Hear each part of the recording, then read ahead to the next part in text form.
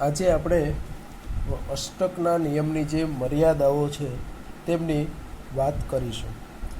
તો આગળ આપણે અષ્ટકનો નિયમ છે તે ભણ્યા અને એમની અંદર આપણે જોયું કે ભાઈ કોઈ પણ સંયોજન તત્વ જે છે તે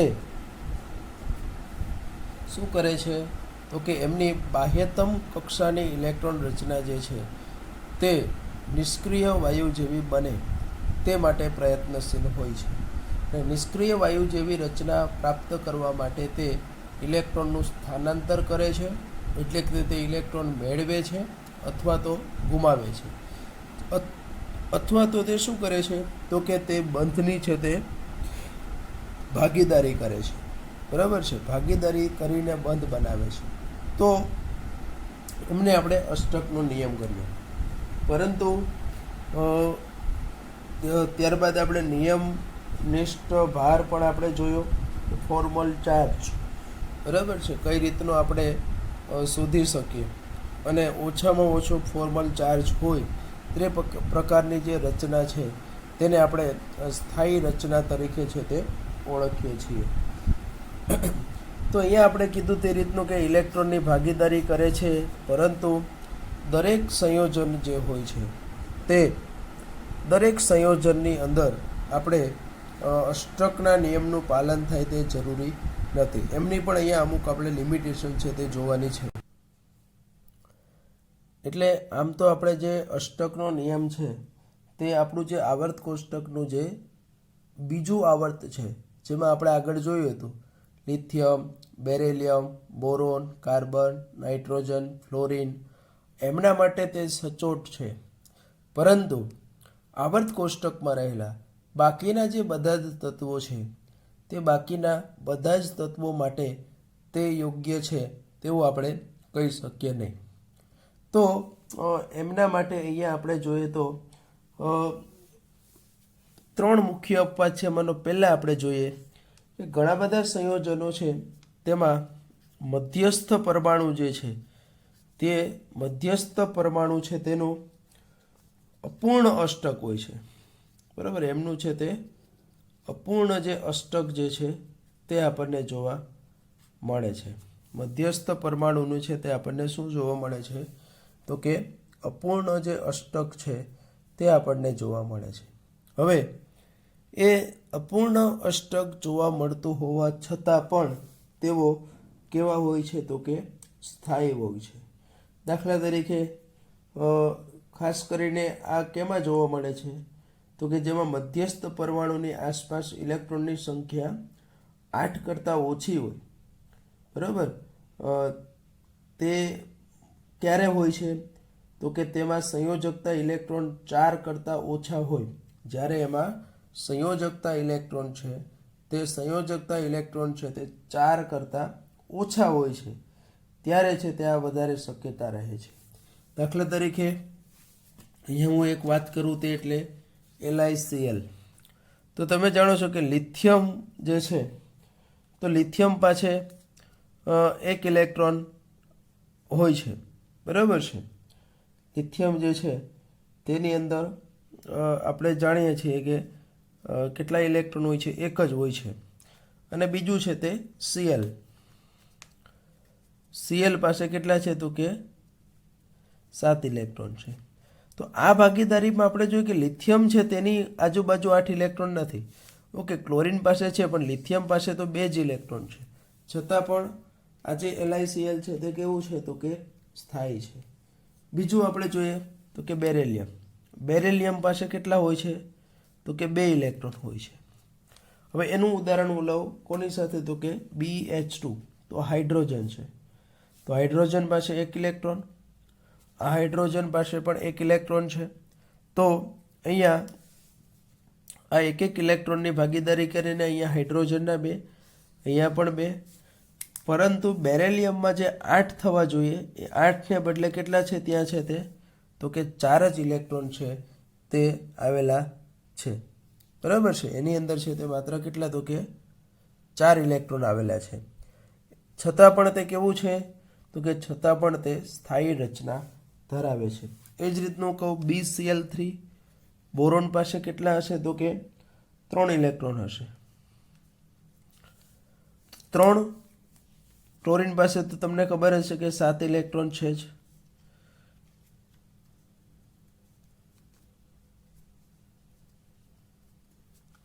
તો અહીંયા તમે જોઈ શકો કે આ ઇલેક્ટ્રોનને હું અહીંયા દર્શાવી દઉં, બોરોન છે તેનો. તો અહીંયા બોરોન પાસે કેટલા ઇલેક્ટ્રોન થાય છે? 6 જ ઇલેક્ટ્રોન થાય છે, 8 થવા જોઈએ એના બદલે. છતાં પણ જે આપણું BCl3 છે તે કેવું છે તો કે BCl3 છે તે સ્થાયી રચના છે તે ધરાવે છે. બરાબર છે. આ BCl3 છે તે કેવું છે તો કે સ્થાયી રચના છે તે ધરાવે છે. તો આને આધારે આપણે એવું કહી શકીએ કે અહીંયા જે આપણને જોવા મળે છે રચના, તેની અંદર અષ્ટક પૂર્ણ થતું ન હોવા છતાં પણ તે કેવી રચનાઓ છે તો કે સ્થાયી રચનાઓ છે તેવું આપણે કહી શકીએ. એટલે કે અહીંયા જે છે તે અષ્ટકનો નિયમ છે તે અષ્ટકના નિયમનું છે તે વાયોલેન્ટ થાય છે તેવું આપણે કહી શકીએ છીએ. ઘણી બધી વખત છે તે રચનાની અંદર શું હોય છે તો કે એકી અણુઓ હોય છે. એકી અણુઓ હોવા છતાં પણ તે કેવા હોય છે તો કે સ્થાયી હોય છે. બરાબર છે. એકી ઇલેક્ટ્રોન ધરાવતા અણુઓ છે તે. એકી અણુ નહીં પણ શું હોય છે એની અંદર તો કે એકી ઇલેક્ટ્રોન હોય છે. દાખલા તરીકે જો હું વાત કરું તો NO, તેમાં નાઇટ્રોજન પાસે તમને ખબર છે કે કેટલા હોય તો કે 5 ઇલેક્ટ્રોન હોય છે. 1 2 3 4 અને 5. અને ઓક્સિજન પાસે છે તેની સંયોજકતા કક્ષકની અંદર કેટલા હોય તો કે 6 ઇલેક્ટ્રોન છે. તો અહીંયા આ બંને વચ્ચે જે છે તે અહીંયા શું રચાય છે તો કે આ બંને વચ્ચે અહીંયા છે તે દ્વિબંધ રચાય છે. બરાબર ને? એમની બંને વચ્ચે છે તે અહીંયા દ્વિબંધ રચાય છે. તો આ જે દ્વિબંધ રચાય છે તેની અંદર અહીંયા તમે જોઈ શકો કે એક નાઇટ્રોજન પાસે 1 2 3 4 5 6 અને 7મો ઇલેક્ટ્રોન છે. એટલે કે નાઇટ્રોજનનું અષ્ટક પૂર્ણ નથી થતું. આ ઉપરાંત એકી અણુ છે. એ એકી અણુ હોવા છતાં પણ જે આપણો નાઇટ્રિક ઓક્સાઇડ જે છે તે કેવો છે તો કે સ્થાયી રચના છે તે ધરાવે છે. આવી જ રીતનું બીજું ઉદાહરણ છે NO2. NO2 એટલે કે એક ઓક્સિજન અહીંયા આપણે વધારે લઈએ છીએ. તો કે નાઇટ્રોજન પાસે આપણે જોયું તે મુજબ કેટલા હોય છે તો કે 1 2 3 4 અને 5. બરાબર છે. 5 નાઇટ્રોજન પાસે હોય છે. અહીંયા હું ઓક્સિજન લઈ લઉં, એની પાસે તો ઓલરેડી 6 હશે જ. અને આ ઓક્સિજન પાસે પણ 6 જ હશે. પણ આ ઓક્સિજન અહીંયા એક બંધ બનાવે છે, આ ઓક્સિજન અહીંયા દ્વિબંધ બનાવે છે. તો આ ઓક્સિજન અહીંયા એક બંધ બનાવે છે એટલે એની પાસે 2ની કેપેસિટી ઋણ આવે એટલે 1 ઇલેક્ટ્રોન ઉમેરીશ. આ નાઇટ્રોજન અહીંયા 1 2 અને ટ્રિપલ બોન્ડ બનાવે છે. ટ્રિપલ બોન્ડ બનાવે એટલે એના ઉપર ધન વીજભાર આવશે. ધન વીજભાર આવે એટલે 1 ઇલેક્ટ્રોન ઓછો હું કરીશ. આ ઓક્સિજન તો એની આઈડિયલ કન્ડિશનમાં જ છે. આ નહીં આવે અહીંયા. બરાબર છે. તો અહીંયા તમે જોઈ શકો છો કે N+O- પણ અહીંયા નાઇટ્રોજન ઉપર આ છે તે કેવો છે તો કે એકી ઇલેક્ટ્રોન આવે છે. તો આવા કિસ્સામાં કે જ્યાં આ રીતે એકી ઇલેક્ટ્રોન આવતા હોય છતાં પણ તે શું હોય છે તો કે છતાં પણ તે સ્થાયી રચના જે છે તે સ્થાયી રચના છે તે ધરાવે છે. અને આ સ્થાયી રચના ધરાવતું હોવાને લીધે આપણે કહી શકીએ કે અષ્ટકના નિયમનું પાલન થતું નથી, છતાં પણ તે સ્થાયી રચના છે તે ધરાવે છે. ત્યારબાદ અહીંયા આપણે થર્ડ પોઈન્ટ ઉપર જઈએ તો એક્સપેન્ડેડ ઓક્ટેટ એટલે કે વિસ્તરિત અષ્ટક. તો વિસ્તરિત અષ્ટક આપણું જે છે તે વિસ્તરિત અષ્ટકની અંદર અહીંયા આપણે જો જોવા જઈએ તો વિસ્તરિત અષ્ટકની અંદર અહીંયા પર્ટિક્યુલરલી એક્સપાન્ડેડ ઓક્ટેટ તો કે જે આવર્ત કોષ્ટકનું ત્રીજો આવર્ત અને ત્યાર પછીના જે આવર્તો છે તેમાં 3s અને 3p. તમને ખબર છે કે 3s અને 3p એટલે એની મેક્સિમમ 5 કોવેલેન્સી હોય છે. પણ ત્યાર પછીના ત્રીજા આવર્ત પછી 3s 3p અને 3d કક્ષક પણ ઉમેરાય છે. તો આ 3d કક્ષકનો ઉમેરો થતો હોવાને લીધે, બરાબર, 3d કક્ષકનો પણ અહીંયા છે તે ઉમેરો થાય છે. આ 3d કક્ષકનો અહીંયા ઉમેરો થતો હોવાને લીધે એમાં આપણે 8 કરતાં વધારે પણ ઇલેક્ટ્રોન છે તે ગોઠવાઈ શકે છે. જે તે આપણો જે પરમાણુ હોય તે પરમાણુની આસપાસ 8 કરતાં વધારે ઇલેક્ટ્રોન પણ ગોઠવાઈ શકે છે. તો આવા 8 કરતાં વધારે ઇલેક્ટ્રોન જો ગોઠવાતા હોય તો એમને આપણે શું કહીએ છીએ?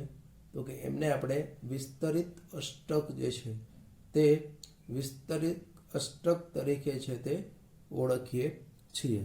તો આવું જે વિસ્તરિત અષ્ટક જે છે તેના આપણે જો ઉદાહરણો લઈએ તો એમાં PF5, SF6, PCl5, H2SO4 આ બધા એના ઉદાહરણ છે. તો PF5 ની જો હું વાત કરું તો PF5માં આપણો જે ફોસ્ફરસ જે છે તે સેન્ટ્રલ એટમ છે. ફોસ્ફરસ એટલે 15મા સમૂહનું તત્વ, અને 15મા સમૂહનું તત્વ હોવાથી એમની પાસે કેટલા? તો કે 5 જે છે તે 5 ઇલેક્ટ્રોન હશે. 1 2 3 4 અને 5 ઇલેક્ટ્રોન. હવે બાકી રહ્યો તે ફ્લોરિન. તો ફ્લોરિનમાં તમે જાણો છો કે 7 ઇલેક્ટ્રોન 17મા સમૂહનું તત્વ હોવાથી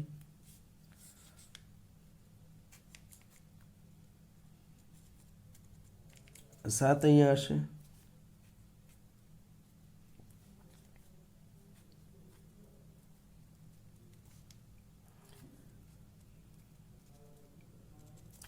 તો અહીંયા આ બંધ રચાશે. અહીંયા ફ્લોરિનનું ઓકે છે કે ફ્લોરિનનું જે અષ્ટક છે તે આપણો અહીંયા પૂર્ણ થઈ જાય છે. પરંતુ તમે જોઈ શકો કે ફોસ્ફરસ આપણો જે છે તે ફોસ્ફરસમાં કેટલા છે? તો કે 10 ઇલેક્ટ્રોન જે છે તે અહીંયા આપણને જોવા મળે છે. બરાબર છે. તો ખરેખર 8 હોવા જોઈએ, પણ 8ને બદલે અહીંયા કેટલા? તો કે 10 ઇલેક્ટ્રોન આવેલા છે. અને 10 ઇલેક્ટ્રોનની હાજરી હોવાને લીધે આપણે એવું આમની અંદર છે તે કહી શકીએ કે તે અષ્ટક પૂર્ણ કરતું નથી, છતાં પણ કેવું છે? તો કે સ્થાયી સંયોજન છે. આવું જ એક હું બીજું ઉદાહરણ લઈને પણ તમને સમજાવું. તો હવે હું જે વાત કરવા જઈ રહ્યો છું તે SF6 સલ્ફર. તો SF6માં આપણે જોવા જઈએ તો સલ્ફર પાસે કેટલા હોય? તો કે 6 ઇલેક્ટ્રોન. આ 1, આ 2, આ 3, આ 4, આ 5, આ 6 ઇલેક્ટ્રોન એની પાસે રહેલા છે. એ 6 પૈકી હવે એ કોની સાથે બંધ રચે છે? તો કે ફ્લોરિન સાથે.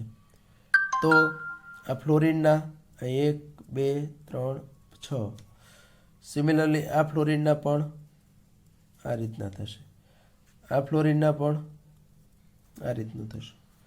અહીંયા રહેલું ફ્લોરિન છે તેમાં પણ એક અહીંયા ફ્લોરિન આવશે અને એક છે તે હું અહીંયા ફ્લોરિન દર્શાવીશ. તો આ બધી રચનાની અંદર તમે જોઈ શકો કે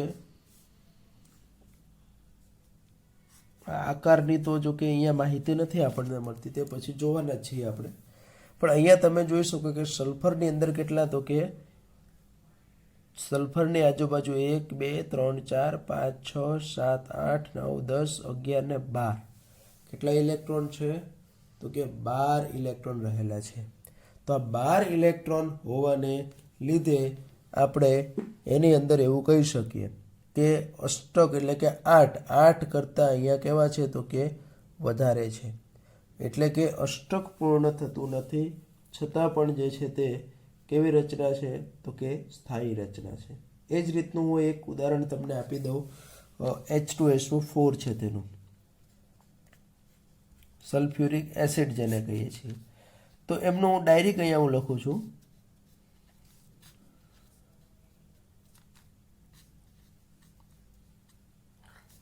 અહીંયા આ બધા ઉપર બંધકારક ઇલેક્ટ્રોન યુગ્મ જે છે તે હું દર્શાવું છું. બબે હશે ઓક્સિજન પાસે. તો અહીંયા તમે જુઓ કે સલ્ફર જે છે તે સલ્ફરની અંદર કેટલા છે તો કે 1 2 3 4 5 6 7 8 9 10 11 ને 12 કેટલા ઇલેક્ટ્રોન છે તો કે 12 ઇલેક્ટ્રોન છે. તો આ 12 ઇલેક્ટ્રોનની હાજરી હોવા છતાં પણ એમની જે રચના છે તે રચના કેવી છે તો કે એમની રચના છે તે સ્થાયી રચના છે.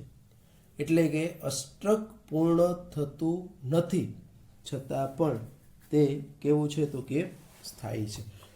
તો આ રીતે આપણે અહીંયા જે છે તે અષ્ટકના નિયમની વિસ્તૃત અષ્ટક જેને આપણે કીધું, બરાબર છે. આ ઉપરાંત બીજી જો આપણે ખાસ મર્યાદાઓ જોઈએ તો ખાસ કરીને જે આપણે આગળ જોયું કે જે ઉમદા વાયુઓ છે, આપણે આગળ વાત કરી તે મુજબ ઉમદા વાયુઓ જે છે નિષ્ક્રિય વાયુઓ જેને આપણે કહીએ છીએ કે જેનું ઓલરેડી અષ્ટક પૂર્ણ છે. આગળ આપણે શરૂઆતમાં વાત કરી કે સમઘનના 8 ખૂણાઓ આપણે લઈએ તો એ 8 ખૂણાઓ ઉપર ઇલેક્ટ્રોન નિષ્ક્રિય વાયુઓના કિસ્સામાં રહેલો છે.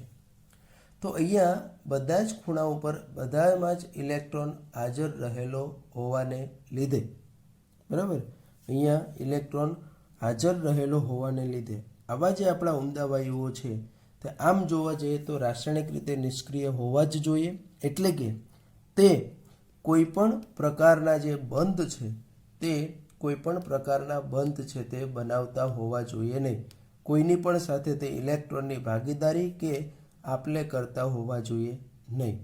છતાં પણ જે આ નિષ્ક્રિય વાયુઓ છે એમાંથી ઝેનોન અને ક્રિપ્ટોન જે છે તે વધારે વિદ્યુત ઋણ ઓક્સિજન અને ફ્લોરિન જે છે તેની સાથે એમના અમુક સંયોજનો છે તે આપે છે. દાખલા તરીકે HCF2, HCO3, ક્રિપ્ટોન જે છે તેના પર ક્રિપ્ટોન ડાયફ્લોરાઇડ બનાવે છે. ઓક્સિજનને મિક્સ OxyOF2. તો અહીંયા અષ્ટક પૂર્ણ હોવા છતાં પણ આ પ્રકારના સંયોજનો કઈ રીતનું બને છે તે આપણને આજે આપણો જે અષ્ટકનો નિયમ જે છે તે સમજાવી શકતો નથી, બરાબર છે. આ નિયમ છે તે આપણને અહીંયા આ વસ્તુ છે તે સમજાવી શકતો નથી. તેવી જ રીતના જો આપણે લઈએ તો ઘણા બધા કિસ્સાઓ જે છે તેની અંદર મહત્વની વસ્તુ સૌથી હોય તો આ છે તે અણુનો આકાર જે છે તે આ નિયમ સમજાવી શકતો નથી, બરાબર. કે આપણે આગળની થિયરીઓમાં જોશું કે અણુ સમચતુષ્ફલકીય હોય, રેખીય હોય કે પછી અષ્ટફલકીય રચના હોય, સમતલીય ચોરસ રચના હોય, સ્ક્વેર પિરામિડલ છે, બાય પિરામિડલ છે, આવા જુદા જુદા આકારો ધરાવી શકે છે. પણ એ આકાર વિશેની જે માહિતી છે તે આપણને અષ્ટકના નિયમ ઉપરથી મળી શકતી નથી, બરાબર ને. આ માહિતી આપણને તેના ઉપરથી મળી શકતી હોતી નથી. તેવી જ રીતનું આપણે જોવા જઈએ તો ખાસ કરીને અણુઓની જે સ્થિરતા જે છે, બરાબર ને, સ્ટેબિલિટી એટલે કે સ્થિરતા વિશેની તેમજ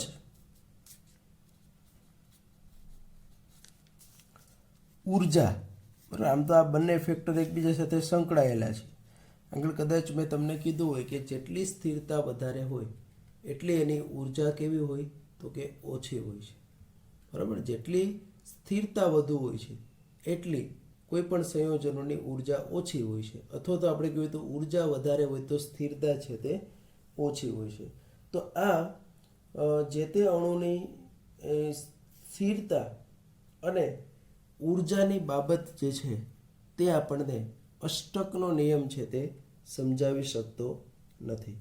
તો અહીંયા જે આપણે આ બધું જોયું તે શું છે તો કે આ જે બધું છે તેની મદદથી આપણે શું કરી શકીએ? તો કે આમની મદદથી આપણે કોઈ પણ અષ્ટકનો નિયમ સંપૂર્ણ સાચો નથી તેવું આપણે કહી શકીએ. અમુક અણુના બાબતમાં તે કદાચ કરેક્ટ હોઈ શકે, પરંતુ દરેક બાબતની અંદર દરેક અણુ માટે તે સાચો જ છે તેવું આપણે કહી શકીએ નહીં. બરાબર, તેવું આપણે છે તે અહીંયા કહી શકતા નથી. તો આ બધી માહિતી જે છે, આ બધી જે આપણે બાબતો જોઈ, તેમને આધારે આપણે અષ્ટકનો નિયમ જે છે તે ની મર્યાદાઓ છે તે સમજવા માટેનો પ્રયત્ન છે તે અહીંયા આપણે કર્યો છે.